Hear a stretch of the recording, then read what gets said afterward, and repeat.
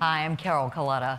This morning we spent time talking about the formidable challenges to making the Just City a reality, and now we get to talk about solutions. That's the purpose of this panel on urban innovations. And as Louise said this morning, the Just City will not happen without intent. And so we're going to talk about some of the exciting work that these panelists are doing with urban innovations to create the Just City. And Dan, I was at your meeting recently, so I'm going to start with you.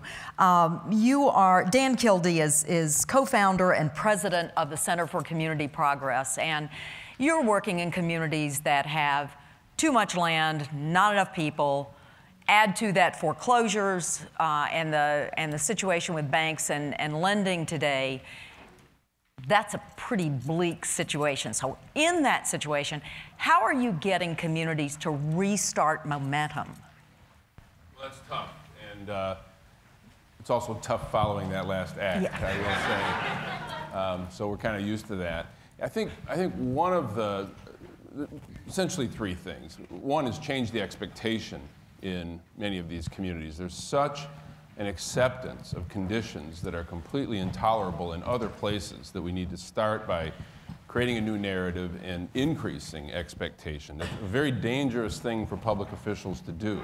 And so we have to start with public officials to figure out ways to create a higher expectation in these particular places. To recognize that the difficulty in most of the communities that we're dealing with, especially around vacant and abandoned property, is a systemic and a structural problem. It's not going to be solved through this sort of transactional approach. Mm-hmm. It has to be dealt with through a reframing, a rethinking of the way systems deal with people and land.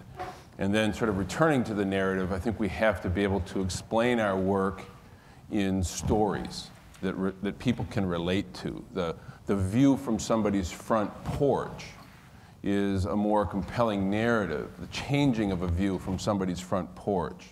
Are they looking at an abandoned house or an empty school, or are they looking at something that's beautiful, that actually can be made beautiful, is a more compelling argument than a statistical narrative that we can throw around and argue about and have lots of interesting conversations about. So it's those three things, but I think the most important one is the first. It can't be a just city if in that place where we have concentrations of poverty, particularly minority communities, where it becomes an acceptable standard that an empty house or an empty school or an empty commercial building can sit there for 10, 15, 20 years, and the rest of us can be led to believe this notion that that was a result of the market. That market is, to say that that's a result of the market is to say that the outcome of a baseball game is a market-oriented outcome. There are rules that determine how we play the game and that determine what the outcome is. And what we have is a set of rules in cities right now, almost all cities across the country, that operate on the assumption that urban land is a one-time use commodity and that should be liquidated or disposed of, and let the market then figure out what to do with it. And meanwhile, we have all these other rules and all these other forces that allow us to invest in unsustainable patterns of development while we pretend that it's market forces that are working against the interests of these older industrial cities and urban neighborhoods. That's a fallacy. It's a mythology that we need to challenge. I see a lot of heads nodding, and I want to give you a chance to respond, but I also want to give everyone a chance to sort of set the stage with your work. So Madeline Janis is the co-founder and executive director of the Los Angeles Alliance for a New Economy. And I know that you've successfully completed agreements between developers and both public and private with workers for workers' benefits, for community benefits. I want you to talk a little bit about that work and particularly how you create the climate that allows that to occur? It's interesting because, you know, part of the idea of community benefits agreements, and we just made up that name because, you know, someone's got to do it. And, you know, part of what we were dealing with in the history of Los Angeles, which is actually doesn't have the problem of a lot of vacant land that, you know, we need to do something with. It's the opposite, teeming, you know, city with not enough land. But one of the problems that we have had, and many of us have faced this, is the terrible consequences of bad development, which is, you know, supposedly the market has done it. But you have, you know, huge gentrification, you have, you know, billions of dollars in public money that's gone in to build stadiums and skyscrapers and do a lot of things with the idea that the benefits are going to trickle down. And so about 12 or 13 years ago, we decided we're going to show that it doesn't have to be like this. Because, of course, every time communities organize and they say, you know, we need jobs and we need housing and we need real benefits for people like us who live in this community. And what policymakers say or what developers say is, look, if it's good times, you're going to kill the golden goose. If it's bad times, don't rock the boat. So basically, you can't win. So we said, okay, we're going to show how you can do it, how the developer can still make a profit, how the city can have actually better bang for their buck, because basically they're taking our money and they're investing it. And so we started organizing coalitions of all kinds of civic actors. And all of these groups are really important. And we think about what the civic infrastructure we need to change this country. Environmentalists, community leaders, immigrant communities, unions, as well as responsible businesses. Get them around the table with the city backing you up and say, we've got to negotiate an agreement that really gives us more bang for the buck. So CBAs was a way to actually show you can get results. You get better results from development. Now, CBAs are really just the precursor. It's a tool to get things started. And what we really need is we need a plan, and we need a vision, and we need a strategy. And just to give you a chance to show a slide. Well, I want to talk a little bit about that, but I don't, you know, I think that there's some, you know, there may be some other thoughts about the same point about the market. Okay, great. Van Jones, I want to give you a chance to talk about Rebuild the Dream. You are a senior fellow at the Center for American Progress, where your new initiative is, I think, really interesting, trying to change the political conversation in America, not an easy thing to do. So why don't you do the 1 minute on Rebuild the Dream, so we all start on the same page, sure. and then talk about how you are using Rebuild the Dream as a platform to change the political conversation in America. Sure. Not a small thing. None of us are doing small things. Well, first of all, I'm honored to be here.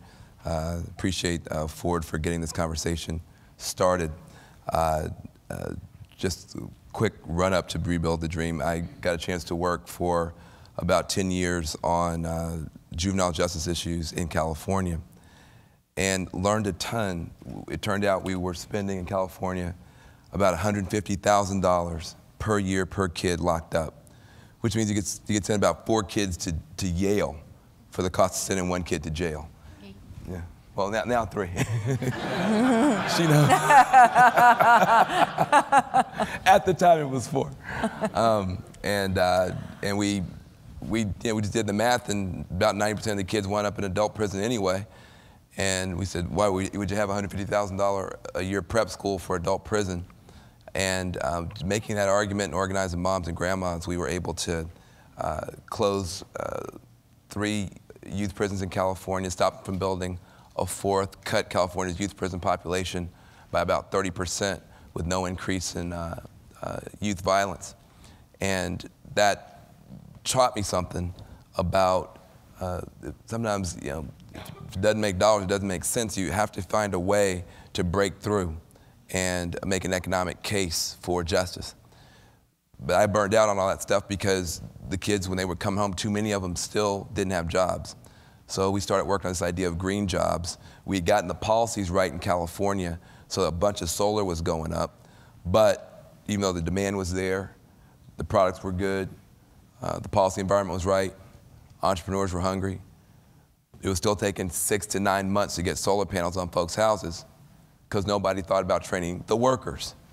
And we said, well, look, if you have a labor shortage on the solar industry side, you need some people to do some work. We got some folks who could do work, these young people in these urban communities. So we connected the people who most needed work with the work we thought most needed to get done in California, and we're able to come up with a model that Nancy Pelosi liked. She took me to Washington, D.C. We got a chance to get a bill done called the Green Jobs Act. George Bush signed it. Our president put $500 million behind it, and we were able to get some job training done. But what happened on the way to creating all these green jobs, there was a political backlash in the country. And the cap and trade bill that would have opened the door for all those young people and so many more to work in new industries died in the Senate. And despite all this great momentum across the country and these great coalitions we were able to build with labor and business and young people and enviros, and we're all singing Kumbaya, it turns out the political environment goes the other direction. It can get killed. And so I spent 6 months in the White House, and six best months of my life, and then the worst 2 weeks. And then I spent. We all know who you are now. Exactly. Yeah. Airports are a lot of fun now. I'll talk about that later. But then I spent a year teaching at Princeton and being a fellow at Center for American Progress, trying to figure out what can we do about that. Because we have so many good ideas in this room, but they won't take root if we don't have a different conversation about the economy. So Rebuild the Dream is an opportunity to try to change the conversation. And we observed something, which was there's a conversation in Washington, D.C., and there's a conversation in America, and they're not the same conversation. What we observed was that in Washington, D.C., think about the cities. Basically, the idea is add austerity to austerity. The private sector already imposed an austerity program. God bless them on the cities. Let's call it the crash. Was that your Southern? We were talking earlier about add God bless them to anything, and it goes down much better. So. It's true. She's from Memphis, and my dad's from Memphis. I'm from Jackson, so we're both from Tennessee, so we know some of those tricks. But anyway, so we observed that the private sector's already imposed an austerity program on the country. People are already hurting. And now the public sector is about to do the same thing, adding pain to pain. And it's just a question, should we have massive austerity or semi-massive austerity? That's a discussion in D.C. But in the country, 65 to 70% of all Americans say, it'd probably be better to raise taxes a little bit on wealthy people than to throw our schools under the bus. 65 to 70%, supermajority says jobs are more important than the deficit right now. 65 to 70% of Americans right now say that winding these wars down responsibly and beginning to bring some of the money, some of those troops home to fix America makes more sense. Well, what's happening? 55% of Republicans now say raise taxes on those wealthy people and treat these teachers better, treat America better. But somehow it's not breaking through. So we decided to put up a website called rebuildthedream.com, and we asked people in America, you got any ideas how we could fix this economy without hurting Medicare and hurting our grandparents? We were hoping to get 500 to 1,000 good ideas. In a 3-day period, we got 21,000 ideas from across the country. We had 3.5 million ratings and rankings of those ideas. So there's something out there in America. So then we called for house meetings across the country. The Tea Party, when it started, had 800 house meetings, and people were shocked. We said, let's have house meetings. This weekend there's going to be not 800, not 900, but 1,500 house meetings across America to talk about rebuilding the American dream and getting opportunity for people again. So something's out there in America. There's a super majority of voices that want a more balanced approach to our problems.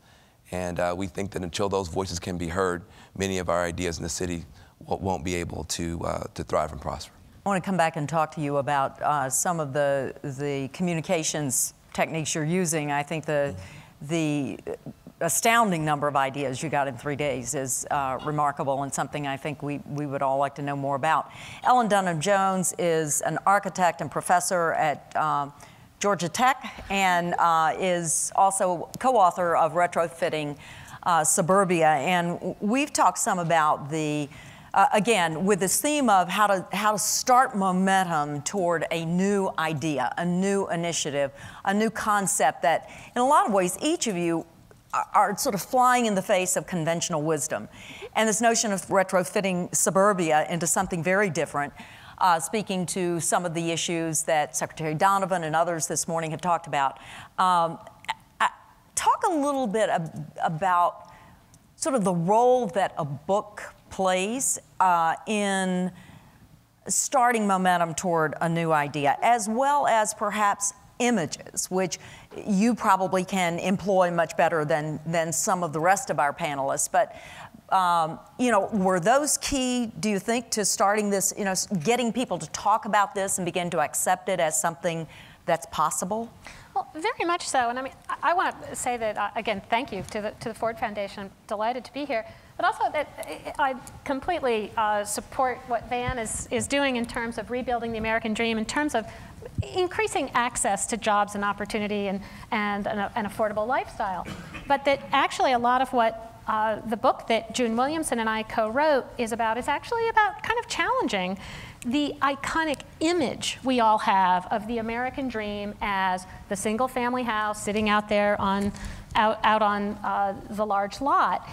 And really kind of beginning to recognize that after 60 years now of post-war suburbs, there are a lot of unintended consequences that I think I don't need to really remind anyone in this room about, and also a lot of regulations and cultural attitudes that still really require us to build with all of the auto dependency and this social segregation and things. So really what June and I did was start just bringing together, cataloging, documenting, writing up the case studies of successful examples where communities had taken vacant big box stores, dead malls, along our aging commercial strip corridors, various properties that you could characterize as sort of underperforming asphalt, and recognizing that those properties that have been leapfrogged so many times, actually now those problems are part of the solution.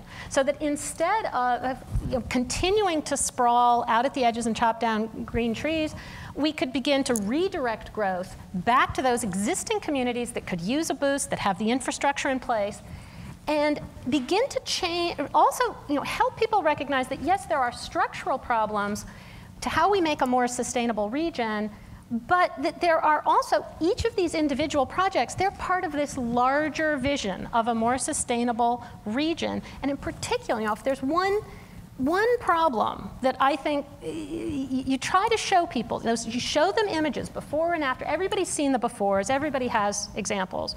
You show them some of these solutions and help people recognize that change is possible, change is super positive.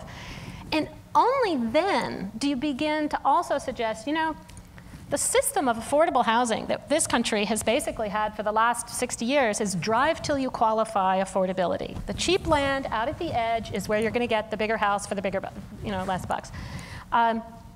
Yet, the savings associated with that housing are more than eaten up by the additional transportation costs. Right. And yet, none of us do the math. Everyone in this room, if I asked you what % of your income do you spend on housing, you could tell me. If I asked you what % do you spend on transportation, it's complicated. As Secretary Donovan said, it's much higher than most of us think.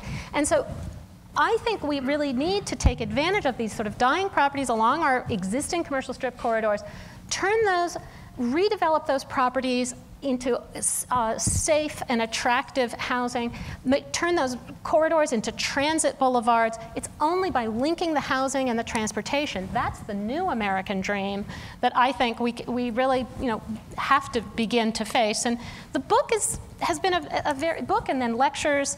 The images are extremely important to sort of get people behind the idea, and then you try to kind of convince them that these individual projects are really part of a much larger project. Where are you in terms of cities actually beginning to do this? The book documents 80 built examples. The database is up to about 250 projects that we're just watching around the country. Do you think there's a tipping point where it becomes normal, the thing to do?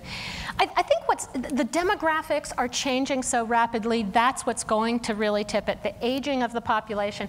Already, we think of suburbia as family-focused. 2/3 of suburban households do not have kids in them.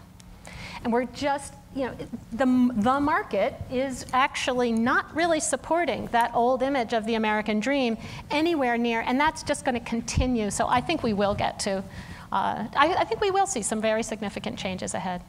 John, you have probably the biggest challenge of our panelists. John Powell is Executive Director of the Kirwan Institute for the Study of Race and Ethnicity at Ohio State.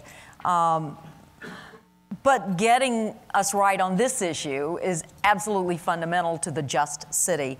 So what are the biggest barriers to addressing this issue in productive ways? And how do you overcome those barriers? Well, first of all, again, I'd like to thank Ford and really the panel, and just a great program today. And so I will talk a little bit about what are some of the big issues, and we've had some significant successes and we've learned a lot. Luis talked this morning about the explosion of cities around the world, and there was an article recently by Jeffrey Sachs basically saying all around the world, especially in Europe and North America, the world is coming more diverse, racially, religiously, and we all know the data that by 2040, 2045, there will be no racial majority in the United States. What we don't know is that by 2090, there will be no racial majority in virtually any European city, that no major city in the world will be majority white by the end of the 21st century. Now that's just sort of data, right? But with that data comes some understanding. So the other thing that Jeffrey Sachs talks about is that the number one challenge to both economic viability and democracy in the world is diversity. That every time there's increased racial and religious diversity throughout Europe and the United States, with few exceptions, there is incredible public anxiety. And that public anxiety is translated into a disinvestment in public infrastructure. Does that sound vaguely familiar? And others have said, including people like Robert Putnam, that basically the number one challenge facing the world today is the disinvestment in public infrastructure. And that disinvestment gets translated, and the sort of way people talk about it is public and private, and it's not really public and private. Because what people do when they disinvest in public infrastructure, and I think about that, and this is heavily racialized, they actually invest in corporatism. And I've talked about really, instead of public and private, we should be talking about 4 domains. One is public, one is private, in the Jeffersonian sense, where you have a lot of freedom and not much interference. A third domain, which we almost never talk about, is non-public, non-private. Now, who's in the non-public, non-private space? That's where undocumented immigrants are. That's where people with disability. That's where the homeless is. That's where ex-offenders, they don't have a public voice and they don't have a private space where they can be protected. And then the 4th domain is corporate. And I've written about this, and what I've said is that this is not anti-corporate, but it's basically saying we have a serious misalignment, that we are starving both the public and the private space in favor of the corporate space. And if the long term, it not only hurts democracy, racial and social justice, it hurts the economy. And so part of it is to understand what's going on. So if you understand, look at what's happening in the United States, there's profound anxiety that a lot of Americans are feeling for a number of reasons. Kofi Annan a few years ago said that the global economy was creating global anxiety. And what people have been able to do with that in the United States is take that anxiety and to racialize it. And so when we talk about fragmented cities, fragmented regions, there's always a racial dimension to it. And in this country, in the 21st century, we've learned it's not nice to talk about race. So everyone sees it, and everyone knows these dynamics has something to do with race, but we prefer to talk about class or the market or private, but race is at the heart of it, understanding race in a much more sophisticated way than we did from the civil rights movement. But there are counterexamples, there are wonderful examples. So one of the most diverse countries in the world, the most diverse city in the world is Toronto. Toronto is also the safest city in the world. Safest city in North America. So they've actually embraced diversity. You see that happening in California. California has a positive embracing of diversity, whereas Arizona is like, can we get rid of those people who look like undocumented aliens? Now, I don't know how you look like an undocumented alien, right? It's like, but John, you're citing two examples, Toronto and California, which have overcome what you say, and we all agree, again, formidable challenges, barriers. Right. How did they do it? I mean, is there, referring earlier to the secret, special sauce. Special sauce? Sorry, special sauce. What is the special sauce? A few things. One of the things is to really talk about it. The anxiety is largely unconscious, and those of you who study the explosion that's happening in terms of the unconscious mind, 98% of our emotional and cognitive processes are unconscious, 98%. And the unconscious, in knowing what's going on in the unconscious, we can measure it now through all kinds of mechanisms. The unconscious has a different mechanism than the conscious. It likes stories, it likes images, it likes metaphors. It doesn't care about facts, doesn't care about data. And sometimes we get confused. So when someone says, President Obama, he's not really an American citizen, and then we go get the birth certificate, and then we say, they say, oh, you got one of those phony birth certificates. I have one of those too. It doesn't stop the argument, and we're confused. It's like, here's the facts. It's like, we're not interested in the facts. We still don't think he's an American. Or they say, and you know what? He had that radical, revolutionary black minister, and he's a Muslim. Now, factually, that doesn't make any sense. What they're really saying is that we don't feel comfortable with him. They're saying he's not like us. They're saying he's other. So the way you deal with it is you deal with it. But we largely deal with it with facts instead of stories, instead of actually engaging people's anxiety and learning to talk to the unconscious. And instead, especially as policy wonks, we think, but look at the facts. If you support this economically will make you win. The fight this rearguard fight that a lot of America is having is not just an economic fight. It's a fight about identity. So when the book Who Are We by Samuel Huntington, right, is not an economic book. He's basically saying we are, meaning we, America, is a white, Protestant, Christian, Anglo country. That's what he says. He even goes so far as to say we should stop saying we're a country of immigrants. We're actually a country of settlers. And if anyone wants to come after, they have to adhere to what the settlers say. So he's actually playing into the anxiety. So those of us who believe it's good that there soon will not be a racial majority, we have to tell a story that's really inclusive, that allows people to participate in that story instead of just sort of citing the data. Ben, you were talking about this earlier, and the power of storytelling and how you develop change the narrative and develop an inclusive narrative, and actually go back at those who would really, to whom John's referring. What have you learned? And I know you've done some research that grounds all of your work. Yeah, well, it really is the case in a crisis such as the one we're in. Any country going through a crisis like this, two issues are always at stake. What is the character of the nation? Who are Americans in this case? And what is the role for America's government, or that nation's government? And every fight, every issue, every controversy is really an attempt to work out those two primary questions in a new context. One of the things that we're trying to do is to retell America's story so that the country that we're becoming is a fulfillment of America and not some usurpation of America. That's the tug of war that's going on. So for instance, you can tell a story about America that's, talks about the founders.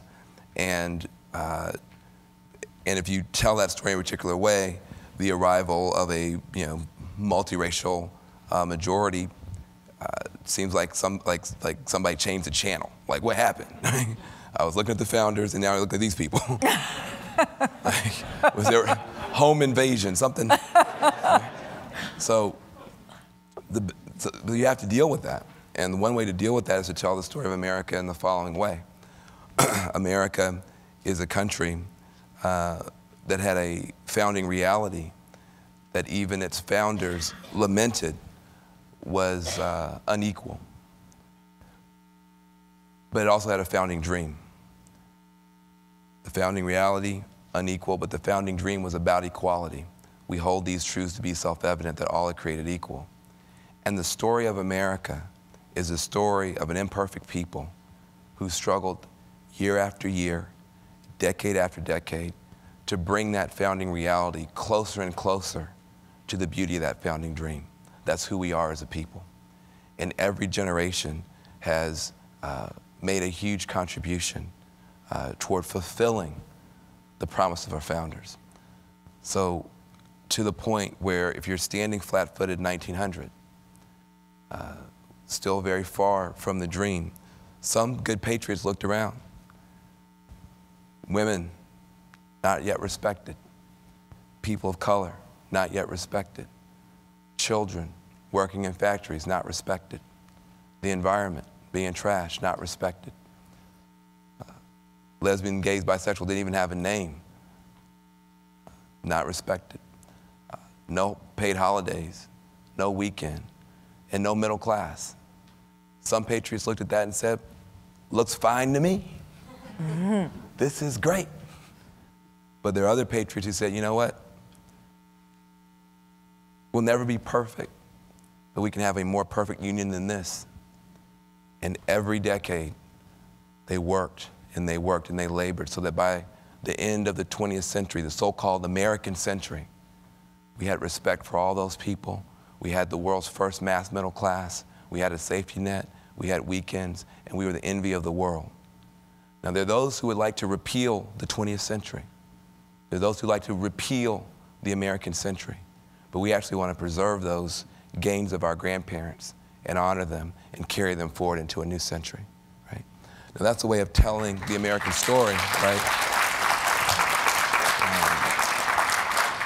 That's a way of telling the American story so that the future that John is describing so beautifully and so well is the natural consequence of who we are as a people and not a threat. Madeline, I think, is Ben Heck still here? Yes. Oh, Ben, you talked. We hope that you'd left. Well, I would have felt bad if I'd called him out and he was gone. But Ben talked today about the common table and the alignment of interest that he's seeing working through Living Cities. And I sense, Madeline, that at least one of the things your work is pointing to is sort of broadening or expanding who's at that table, the interest at that table. I mean, I think in some ways all of you are looking to that. And I'm wondering, again, you seemed, I don't know that your work has pushed that far, but certainly you have had an unusual alignment of interest that was unprecedented. And I want you to tell us how you made that happen. I mean, was it appealing to everyone's self-interest and say, if you want to get your self-interest handled, then you need to come to this table? And what lesson do you think that might have for those thinking about the alignment of community interest and sort of expanding that to the just city? That's a simple question. I think the challenge that we have to really put right on the table is that there isn't a kumbaya, bring everybody together, and we're going to be able to negotiate these beautiful, changes. In fact, we have huge power imbalance in our cities, and the power imbalance that is so dramatic that vast swaths of a city like Los Angeles and other cities have no say in government. They have no say in the economy. They have no say in society. So what is it going to take to be able to bring those kinds of people to the table with lots and lots of other stakeholders, and recognizing that in order to have a successful, visionary, wise region, we need the intelligence that comes from all these different stakeholders. So, one of the things that we've tried to put into motion, and I think I'm seeing in cities across the country, and I think it's one of the really exciting things that's not happening in Washington so much, is this combination of both community organizing, where we're actually knocking on doors and really inspiring people about what's possible, that we actually can make change, we can go to City Hall and really win things, and bringing those folks together with unions who are not used to necessarily working in this way traditionally, with environmentalists who've oftentimes been on the other side of unions, with some forward-thinking businesses who are seeing the real profit potential in doing things on a more high road. Bringing all those people together around a set of ideas. Now, we have to have the ideas. We have to have the smarts. We have to have the reports and the data to back it up. But when you bring all that together, it's kind of it's really not sausage. It really is more intentional than that. When you bring that together, we can actually win real change. And I think that's, what we're seeing in LA, and we're seeing in a lot of other places. I have a couple of examples. I don't know if I'll give one example. Where we really actually have taken what seemed to be an intractable problem and have really started to see solutions. So those of you who've been in LA, you know that we are the largest port in the country, that about 40% of all of our containerized goods coming in and out of the country come through LA, or the LA Port Complex. And if you would have gone to the port 3 or 4 years ago, going back, some 10, 15 years, you would have seen what would probably look to the ordinary observer as an absolute disorganized disaster. As miles and miles and miles of containers and trucks, dirty trucks spewing horrible pollution, lined up in all kinds of crazy ways, and people pulled over and they're shaving off they're cutting tread into their tires because they can't afford new tires. Families living in the back of the cabs, the neighborhoods that with horrible asthma and pollution and all that. You see that, and you think there's nothing we can do about that. There's no way. Well, we took a step back, actually about 5 or 6 years ago, and we said, wait a second, we own this port. It's ours. It belongs to the people of Los Angeles. And therefore, we can come up with a set of solutions to actually make a change. And so we started doing the organizing, the knocking on the doors, the coalition building, bringing labor together with environment, which they had been at odds for years around the ports. And then we came up with a solution that we called the Clean Trucks Program, which was a very comprehensive and very controversial program to prohibit the dirty diesel, to require that these become good jobs, to require respect for the neighborhoods, that the trucks have some order and organization, and that there be a whole jobs program and a pipeline into those jobs, multiple components. Now, fast forward, we haven't won all of it, but pollution around the ports of LA has gone down by 80%. I mean, we are saving 1,000 lives. I mean, we are dramatically reducing the asthma that children in schools. We've got a fund set up to put money into schools to protect them from all of the pollution. We've got pipeline and job training programs set up to get people into these jobs. We have a lot of work to do, but here we all came together. We came together around a set of ideas, and we've made it happen. Now, we've been called communists and socialists and everything else. I actually think we're true patriots, as Van was saying, and our mayor, who is someone I really admire because he has taken tremendous flack for standing by this Clean Trucks program and making it happen. So there's a combination of ideas. You bring ideas together. You look at the role of government as our government, as our.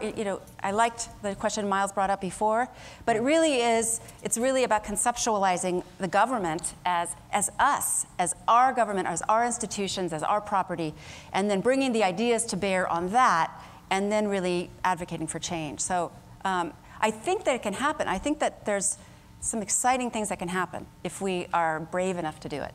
I want to do a quick round with each of you and just quick answer. If you could remove one barrier you've encountered in your work that if removed you believe would dramatically accelerate the success of your work, what would that be? Dan? It would be the fear that many public officials, elected officials, and this goes to the role of government, the fear that they have of their own authority, the will to exercise their authority, to see the government that they're charged with managing is actually being a community, people-owned institution that's supposed to actually exercise its authority.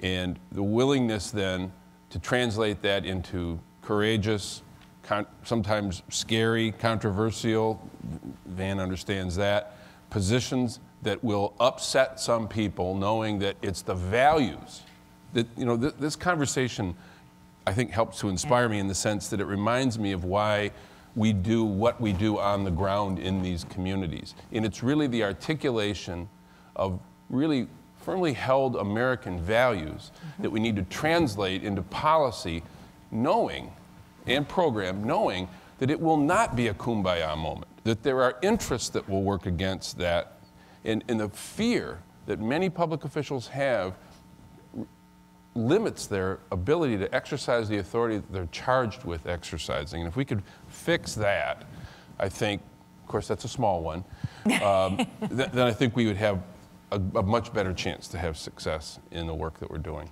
Great. Madeline, quick answer. One barrier. For me, it's also fear. I mean, we were talking about this earlier, but it's really the abject fear that public officials face when faced with a good idea. Van? I would say the hypocrisy on our side, in that if you look at our sisters and brothers who are in the Tea Party, they are 3,528 affiliates. They share an open source brand called the Tea Party. Nobody owns that brand. It's shared by 3,500 plus affiliates. Their founding document is called the Contract from America. It's written by 100,000 people as a wiki. So they talk rugged individualism, but they've enacted the most collectivist strategy for taking power in the history of the Republic. On the other hand, here we are. We talk kumbaya. We talk solidarity forever. We talk, can't we get along? But we tend to have it enacted some of the most individualistic approaches to building power. And why did she get that grant? And right? No, You know, we've never said that, have we? And so I would say, did I get somebody? I would say that if we could just be as warm and loving and sharing as a Tea Party, we might get somewhere. Okay, that's a good one. Ellen? Oh, I can't follow that. I'll just go to the sort of the policy wonk side, but I think we have some extremely out-of-date, both federal regulations. Fannie and Freddie require limit how much mixed use you can have with housing. That's just got to change. And then at the local level, just zoning categories, which really still are privileging the separation of classes, the separation of uses, the separation of people from streets. I mean, we've just got a lot of really out-of-date regulations. And John? I'd go back to what I suggested earlier, and that is that I think that the corporate sphere and the financial sphere, and I think Bruce Katz touched on this today, need to be in service of people. That's the only reason they exist. And people and production. They don't exist to make money. They exist actually to serve democracy, people, and production. That's it. And if we could sort of align that work and make sure it's inclusive, so there's nobody left behind, because the race thing is big, and it's the race thing that actually allows that when people get angry about the bailout, instead they attack immigrants. They attack people who borrowed money from the banks rather than the banks themselves. So actually that's sort of 1.5 or 2. But really a realignment. And this is not anti-corporate, because Rockefeller had a very similar position. Ford had a very similar position. We don't have a Rockefeller and a Ford today in this discussion. But structurally, we're really out of alignment. And if we lose the public, we don't get the private, we get corporate. So I think we have to really reinvigorate the public and realign the role of corporate in an inclusive way. Let's go to questions. Who has the mic? Okay. Oh. Okay, great. Does someone have a mic? Oh, no. We're getting you one. Right over there. And then we have one here too. Okay, well, let's go here because you've got the mic. Go ahead. Okay. Introduce yourself. I'm Adam Gordon, and I'm an attorney with Fair Share Housing Center, which works on housing throughout higher opportunity communities in New Jersey. I'm also one of the founders of Next American City, which is live blogging today. We just, along with a couple of our other partners here today, New Jersey Future and Housing Community Development Network in New Jersey, and with the support of Don and Jerry and Mac and Ford Foundation, on Monday agreed to a settlement on one of the highest value pieces of suburban redevelopment land in New Jersey, and right next to the Princeton Junction train station, and in a way that will ensure that this development there will be inclusionary and go as low as people making 30% of median income. And I was just, as this conversation was going on, doing a little calculation on my phone. I think that at the end of the day, this is going to be between a $300 million and $400 million development. And it just strikes me that there's, in a lot of the stuff that you're doing and that we're doing, there's a huge amount of money involved in changing these regulations, in locked up in outdated urban land systems. And my question is, what do you think is the biggest opportunity for organizing that money, and what do you worry the most about that money potentially being organized in an adverse way? Dan? One would be to follow the money in the first place. Virtually every city, with very few exceptions in America, give away money to speculative investors by securitizing their delinquent taxes and selling them off to people at a discount that then also allows them to collect high earnings and tie up land. City of Detroit is a good example. We're making this change, of course, with the help of the land bank there. But the City of Detroit sold 2 properties to a speculator for $500 each, and a month later bought them back from that same speculator for $17,000 each. Ow. So we have, and that's just an example, hundreds of millions, if not billions of dollars of public tax receivables go into the hands of private speculators, and that could be turned around and put into the kind of development project that you're pointing to. And this is what we did in my hometown of Flint, a city so distressed it can only afford 1 syllable in its name. But by organizing around where the money goes, find out where the money's going, and use the governmental authority that is given to us to apply the values that we're talking about here in the way we exercise the authority of government to achieve a different outcome. That's not just a get-well card for people who are trying to redevelop cities. It's a Blue Cross card for cities that are sick and need help.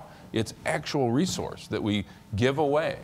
We argue about securitization of mortgages and the way those properties go into the hands of speculative purchasers who don't see the land as real estate, but as a piece of paper to be bought and sold like a baseball card. And the very same governments that complain about that last week or last month sold tax receivables to the very same financial interests that they're complaining about in the mortgage foreclosure space. We've got to fix that. Ellen, I'm going to give you a quick chance to respond, then we're going to go to some other questions. Very quickly, one of the new, some new research that I'm really quite interested in is beginning to look at the property tax per acre return of different kinds of development. And what you're beginning to see, because especially a lot of communities feel they live and die by, the shopping mall and the Walmart, when in fact on the property tax per acre, a Walmart's about the same as a single-family house, about $8,000 a year. As soon as you get to about 3 stories of residential over 1-story retail, you're talking about a 10-fold increase to about $80,000 per acre. So if you get to a 14-story building, you're talking about an $800,000 on a per acre basis. And the cost of reimbursing that infrastructure investment that the public sector has made, you're going from about 34 years for the Walmart or the mall, which have a lifespan of only about 25 to 30, so not a good deal, versus about 3/4 of a year. So the difference is, now that's not dealing with the sales tax issues, which is in certain states plays out differently, and it's not dealing with the costs associated with having more households, but it's a very interesting new tool and new way to begin to really look at especially in terms of redevelopment, areas that are relatively landlocked. Land is what the towns and cities have. And in practice, we've been giving it away for free. Yeah. Somewhere here. Oh. Yes. Yeah, my name is Andre Perry. I'm with Loyola University, New Orleans, and my question is more directed to John, but anyone can answer. This global migration story tells me that many of the rights and privileges that were once ascribed by nationhood or statehood membership of any kind are now being ascribed to by where you work. What's the role of geography, or is the just city becoming more synonymous with the just worker or the just employer? And if so, what's the role of geography in that kind of discussion? Well, it's a great question, and I think Governor Deval Patrick is going to be on next, and I think Isabel Wickens, who wrote The Warmth of Other Suns, which is a great book. I highly recommend it. She didn't ask me to say that. People move for opportunity. And opportunity is defined broadly. So it's not just jobs, it's a place where you get clean air, it's a place where there's a park, it's a place where there's transportation, it's a place where there are good schools. And we can construct and facilitate people actually moving to high equity, high opportunity areas. Jobs just don't distribute themselves in the region. And we work with the state of Massachusetts to actually map out where the structure of opportunity, we call it opportunity structures, for the whole state. And then the state of Massachusetts actually started locating low-income folks and some affordable housing in those high opportunity areas. Now, for those of you who know the Move to Opportunity that HUD started a few years ago, it wasn't Move to Opportunity. It was moved from highly concentrated poverty to a struggling neighborhood next door. That was about to become a bad neighborhood, or bad in terms of not jobs, bad schools, whatever. This is actually saying, let's look where the high opportunity areas are. When you do that right, you not only actually afford those people a chance to actually do what all of us want to do, that is live in high opportunity areas, you actually stabilize the region. Because a lot of this movement is really socially driven. It's like, we call it sprawl, we used to call it white flight. Because it had a racial tinge to it. It's like, move away from those folks. And there's very good research showing that still happened. And of course, in New Orleans, that's a big issue. Who gets to come back? And do you really make it inclusive? And do you really make it inclusive so that the people who have the least amount of resources normally, not only are included in the sense that you can go online and check this thing, but you can actually participate in the decisions that are going to be made as to how it should be structured. And I'll stop by saying, I'm happy to say Ford, Don Chan, and Kresge is now trying to do that in Detroit. Because, okay, yes, the city has to change, right? We can all accept that. But who actually sits at the table and maps that out? And Mayor Bean, God bless him, did I get a van? Should be at the table, but so should the community group, so should Moses, so should people who live in those communities who have to move. So part of it is actually to construct a framework where we actually talk about opportunity in a comprehensive way, and also in a way so the people who are oftentimes left out participate in a decision-making role. I want to add, though, one thing. Good jobs don't create themselves. They absolutely have to be strategically and with a vision designed and fought for. So, for example, we have a $72 billion transportation investment that the voters approved in Los Angeles to counteract what the mayor earlier was talking about our traffic nightmare.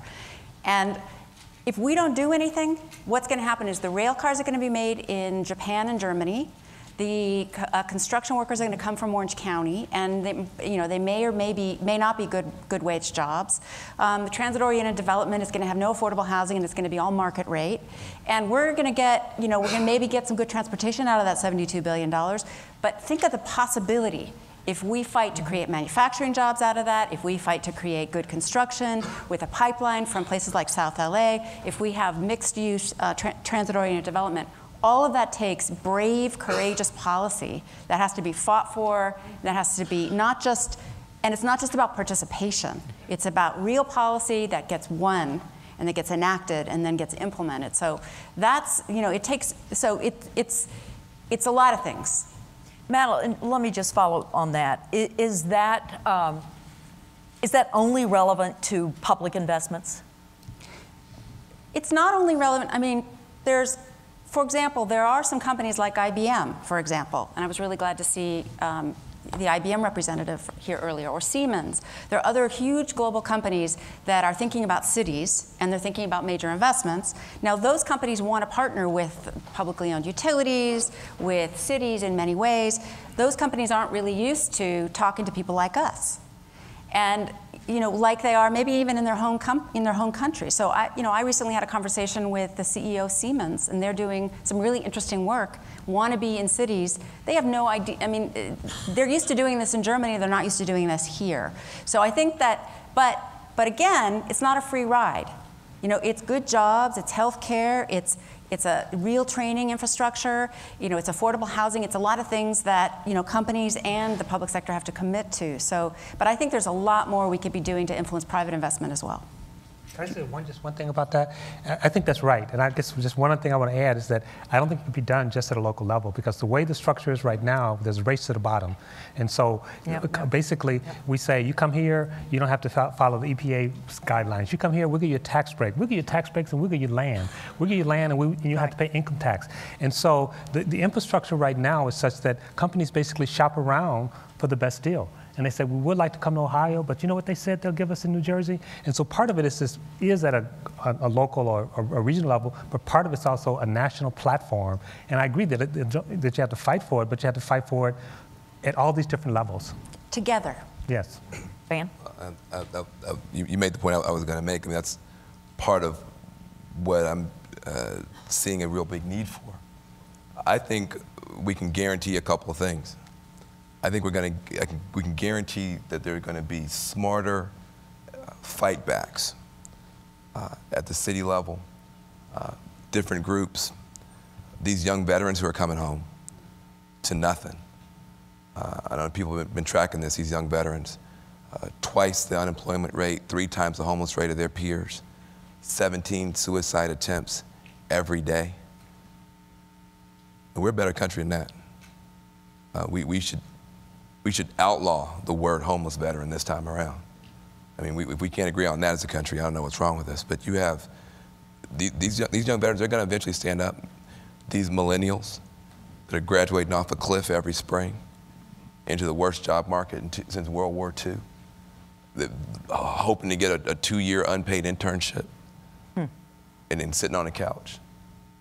They're going to stand up. I guarantee they're going to stand up. These homeowners who are being abused by these banks, the long-term unemployed, are public employees, everyday heroes that we were taught to respect growing up. Cops, firefighters, teachers, nurses, we were taught to respect them growing up. They've never turned their back on us in a crisis, not one time. But we're going to throw 1 million of them under the bus because some folks don't want to pay their taxes. That's not right. So I guarantee that people are going to stand up. The question is, are people going to fight alone, or are we going to fight together? Now, that is, for me, I think, the central question.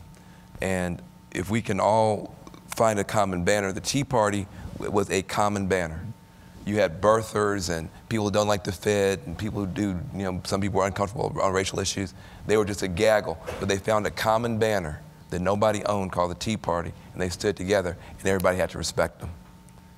I think there's a common banner for us, which is defending and reclaiming and reimagining the American dream.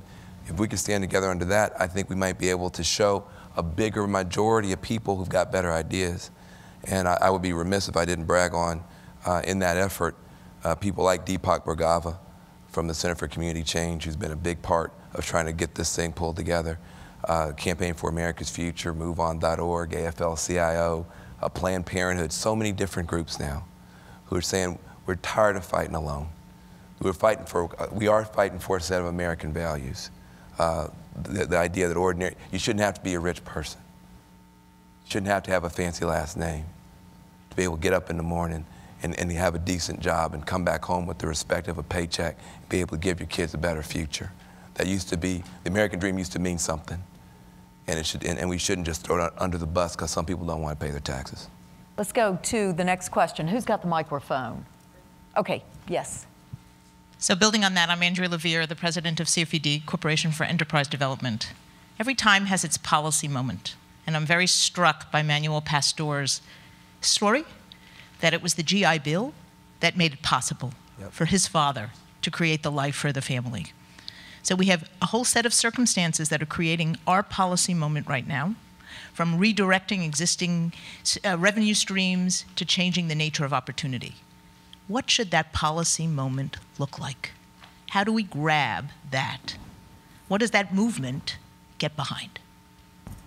I'll bet you have an answer, Van. It's funny you should mention that. Well, I have two answers. One, we are trying to crowdsource the answer for that. So we had this whole idea of a contract for the American dream, and I told you 20,000 people submitted ideas. We're going to rate them, rank them, play games, come up with some good answers that a lot of people can get behind. But if you ask me, now you got a good one, you should tell them. And I'll pretend like it's yours today and I will steal it tomorrow. But the one I had before I talked to him, who's got a better one, I think we should have a gambling tax on Wall Street. And again, God bless him, it's not anti-corporate. But,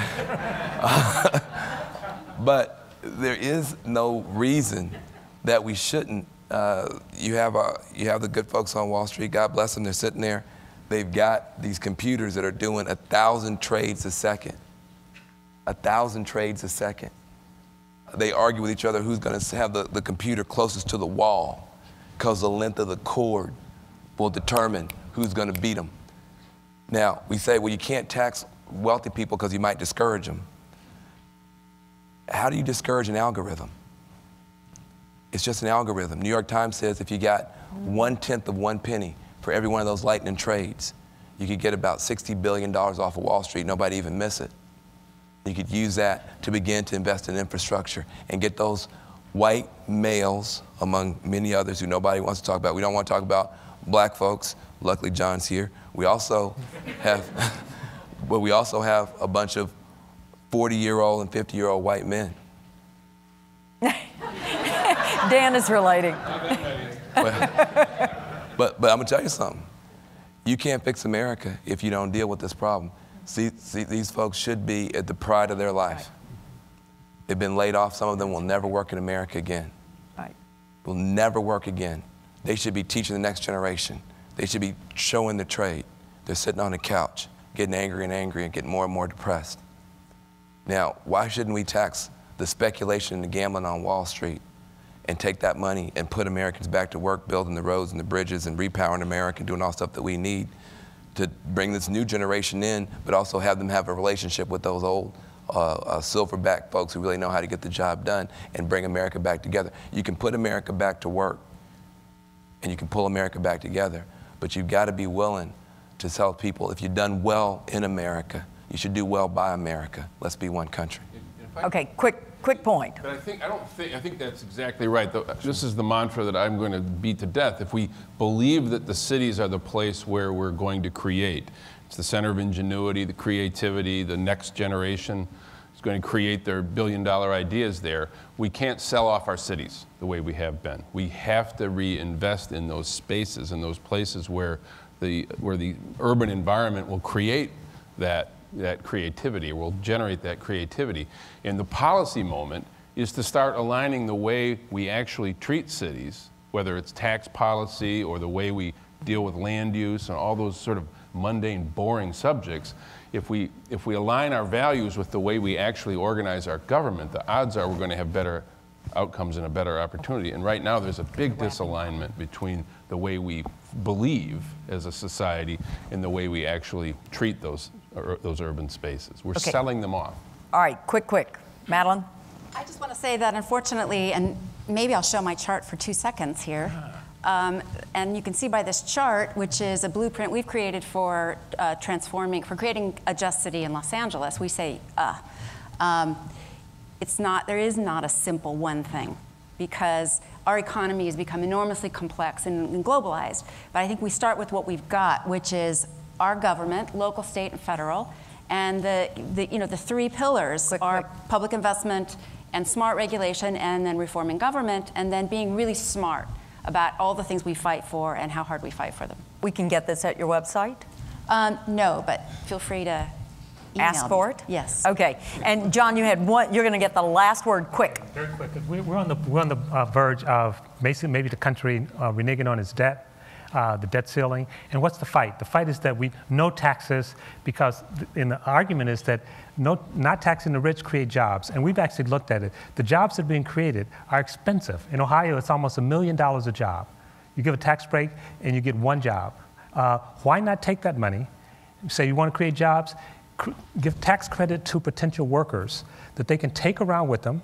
You empower the workers, and the companies don't get the tax break unless they hire the workers at a living wage and create new jobs. That's a good one.